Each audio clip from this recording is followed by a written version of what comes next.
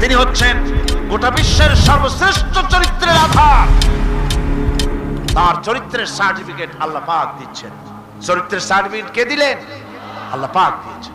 কোরআনে কারীমের মধ্যে আল্লাহ রাব্বুল আলামিন বলেন, ওয়া ইন্নাকা লাআলা খুলুকিন আযীম। নবী হে, আপনি হচ্ছেন পুত পবিত্র চরিত্রের উপরে প্রতিষ্ঠিত। সুবহানাল্লাহ ওয়া বিহামদিহি। আপনি শ্রেষ্ঠ চরিত্রের উপরে প্রতিষ্ঠিত। দেখুন, রাসূল করিম সাল্লাল্লাহু আলাইহি ওয়াসাল্লাম নবুয়ত পাওয়ার পর যখন তিনি ঘরে প্রবেশ করেছেন, সর্বপ্রথম হযরত জিবরাইলের সঙ্গে জীবনের প্রথম দেখা, ভয় পেয়েছেন, শরীরে জ্বর এসেছে এবং হযরতে খাদিজাকে গিয়ে বলছেন যে আমাকে ঢেকে দাও, আমি ভয় পেয়েছি।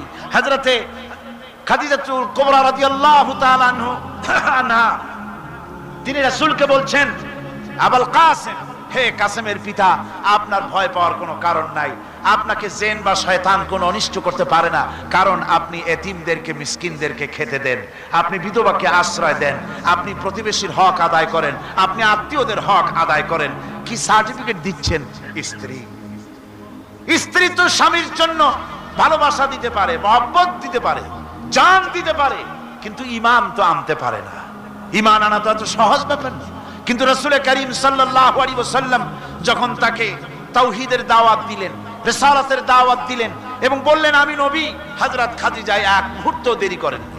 হযরতে খাদিজা তার কাছে রাসূলুল্লাহ যখন রিসালাতের দাওয়াত পেশ করলেন, সঙ্গে সঙ্গে হযরত খাদিজা পড়ে নিলেন, লা ইলাহা ইল্লাল্লাহু মুহাম্মাদুর রাসূলুল্লাহ।